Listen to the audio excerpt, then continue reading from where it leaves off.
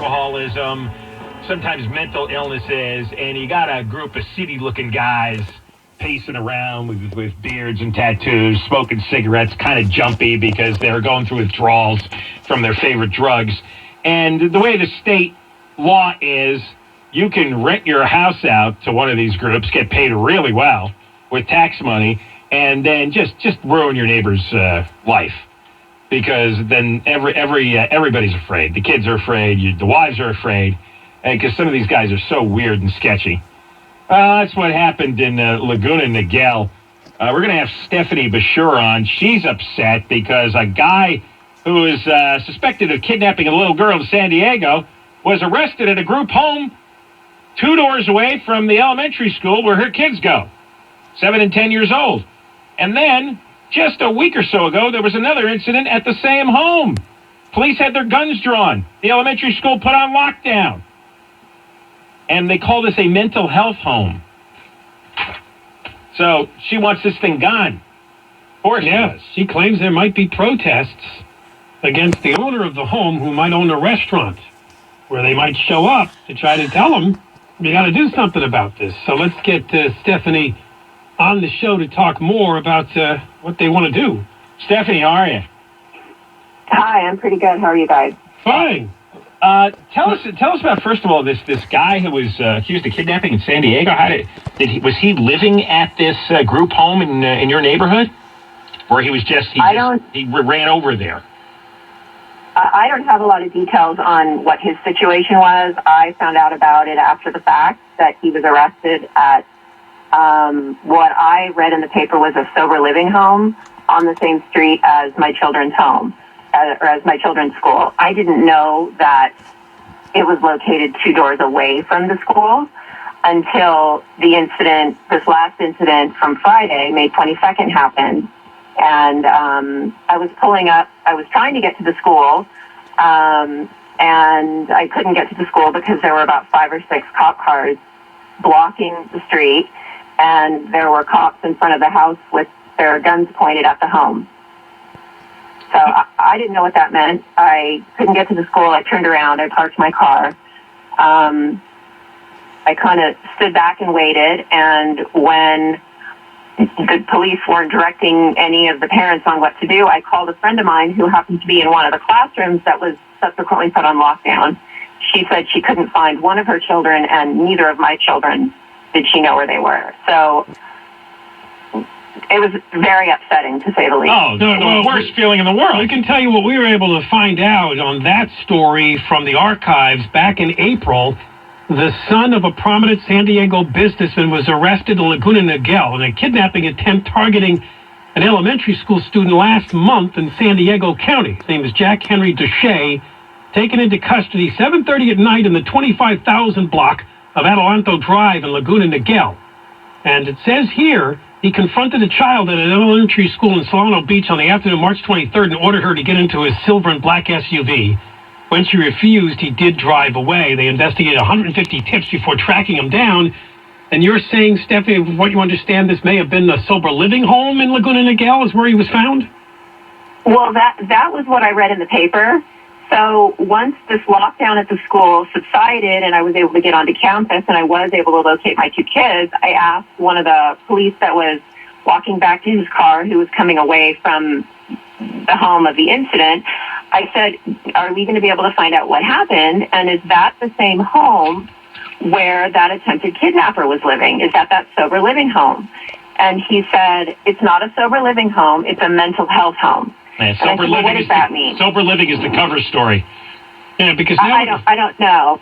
Now we have a story from a week ago. This is what set her off. Now this one. A man was arrested and another injured after the 2 fought over a cigarette at a halfway house in Laguna Niguel, again the 25,000 block of Adelanto Drive.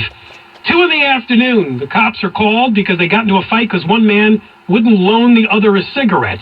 And it says at Crown Valley Elementary School, which is 2 houses away from the scene, had its students shelter in place as a precaution. Well, one resident ended up pulling out a butter knife at the other resident in the fight over the cigarette. And a butter knife is assault with a deadly weapon. Yeah, he got a scratch on the neck, the other guy.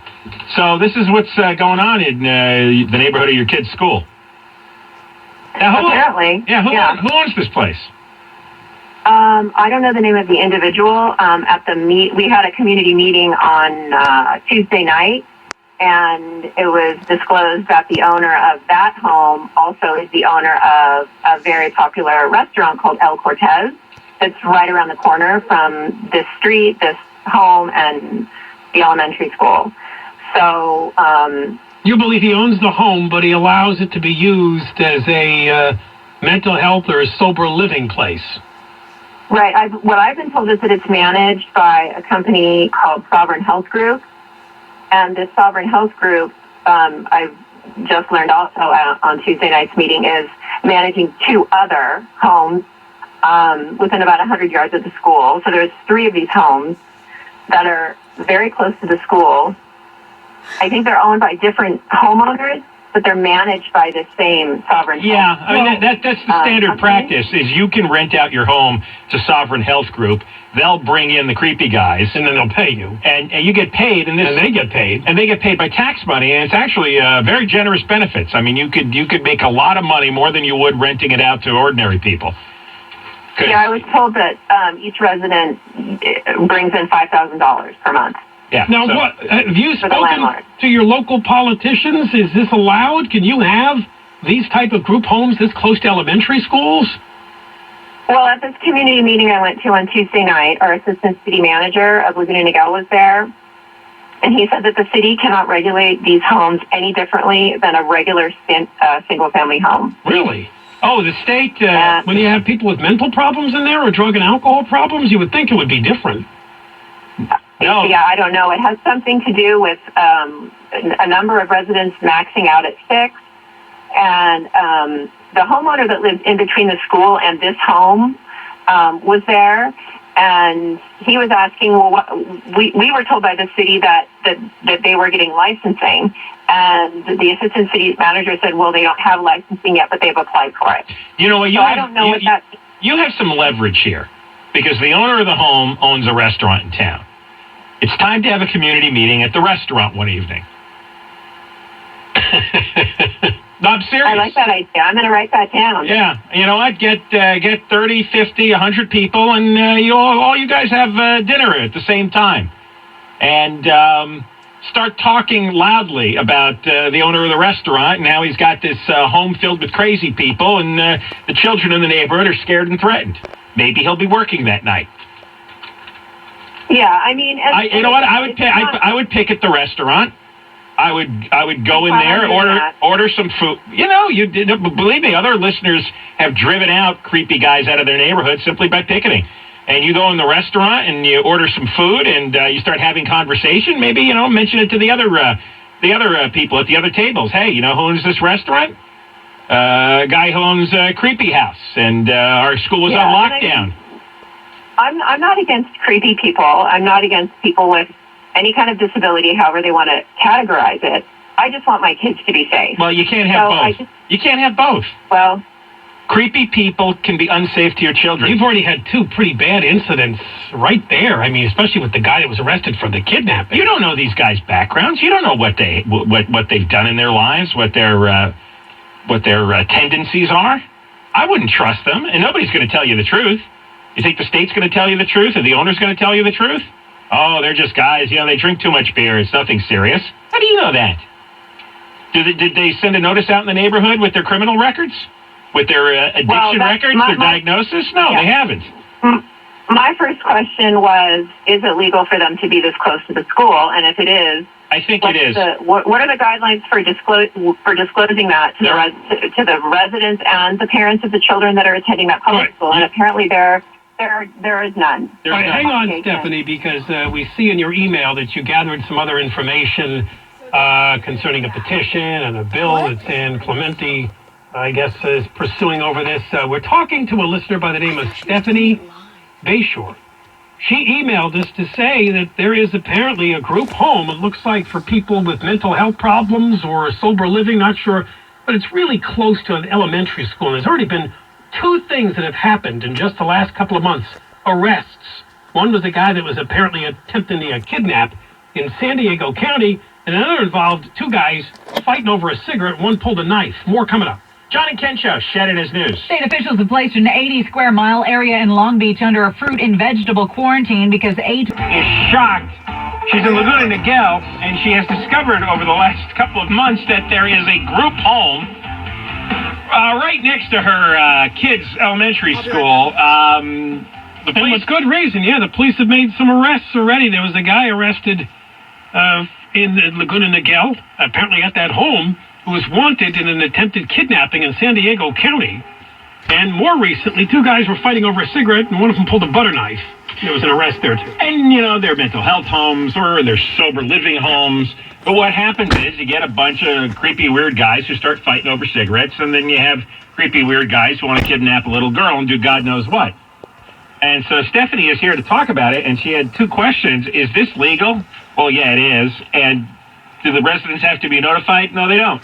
The state has set this up so that these homes can proliferate in any residential neighborhood, and nobody has to tell you anything. So that's what you're dealing with under state law. But, Stephanie, it said in your email you've done some research, you have some information regarding a petition, and then bills that are being pursued in places like San Clemente and an ordinance in Chowchilla. Talk about what you found out. Well, the petitions are in their very early stage, but the San Clemente, I had posted something on just a closed Facebook Orange County Moms group, and I got great information from some people about a movement down in San Clemente. I guess there's a huge proliferation of those types of homes that are increasing like crazy, and then I was given some information about it's a bill AB 838 that's being introduced in the state assembly by our local representative that's trying to more tightly define certain group homes and then allow local jurisdictions to enforce some laws, which it seems like right now no one can do anything. And I just wanted to say a lot of these movements have to do with keeping their communities pristine and not lowering their property values, but that's not my concern. My concern is the safety of my kids. That's what I want to fix. Yeah, well, they're not safe if that home is in the neighborhood. They're not. And you don't know anything about these guys. You got a 7 and a 10-year-old, huh? I have 7, 10, and almost 13, yeah, and they're all in public schools. And right in the middle of these residential areas. Yeah, there are plenty of other places to put a group home. It's not so close to a school. That's just wrong.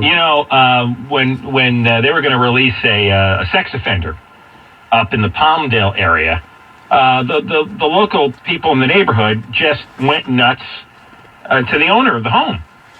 And the owner of the home backed out of the deal. He buckled from pressure.